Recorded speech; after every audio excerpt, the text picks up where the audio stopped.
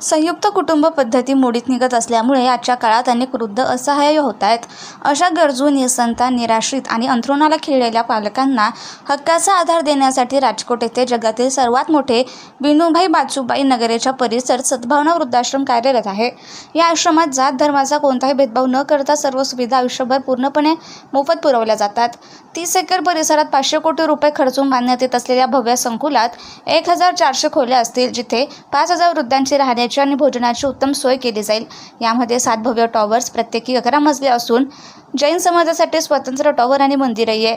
येथे 24/7 वैद्यकीय सेवा, फिजिओथेरपी केंद्र, आधुनिक पंचतारांकित खोल्या, ग्रंथालय, गेम रूम आणि भव्य सत्संग सभागृह अशा अत्याधुनिक सुविधा उपलब्ध आहे. सध्या येथे 700हून अधिक माता वास्तव्यास असून त्यापैकी 400 अंथरुणाला खिळलेल्या आहेत. कोमात असलेल्या किंवा कर्करोगाने ग्रस्त असलेल्या कोणत्याही वयोगटातील निराधार व्यक्तींना येथे सन्मानाने प्रवेश दिला जातो.